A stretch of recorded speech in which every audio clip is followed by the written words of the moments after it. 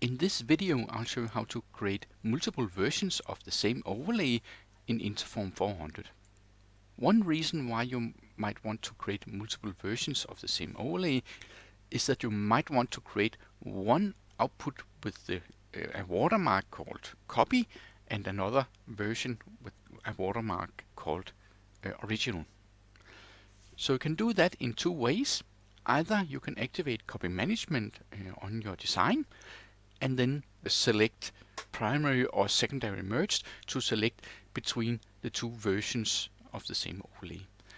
And in order to make that work, you need to have your elements conditioned on either the primary or secondary copies.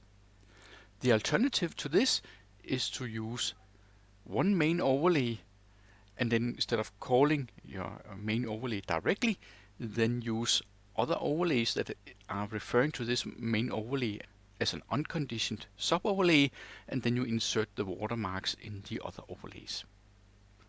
And let me show you how it's done. So here in the designer, we first need to enable copy management, and we do that here in the header. Say enable copy management here, and here I set the primary copy to 1 and also for the secondary copies. So we get either one primary or one secondary copy depending on what kind of merge we later do. Then in this case I have changed my ink to blue, so I set a watermark here in blue with some settings to make it a watermark, and then I have here the original text.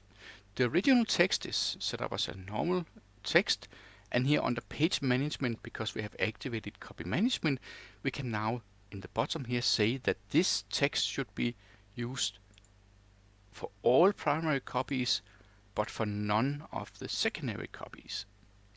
And I do the opposite with the copy text to say it should be active for none of the primary copies and for all of the secondary copies. Now we want to activate this watermark, either copy or original, and we do that in AutoForm's control. And we select the normal functions attached to output queues. Select our output queue, and here we can go in and edit the merge. In this case I'm merging to a PDF, but it's the same principle if you would want to merge to a printed output. So here on the merge, and we hit enter for the conditions here, we have one option here, primary or secondary merge. That will as default be *PRI for primary merge, so if you're not considering this at all, you would do a primary merge. But here we can decide if we want to do one or the other, and then depending on what we have set up, then the output file either gets one or the other of our two watermarks. So in this case I ran my spoof file already with SEC, so it means that our PDF file looks like this. One thing that I forgot to mention is that here in the designer you can also verify how it would look for either the primary or the secondary version.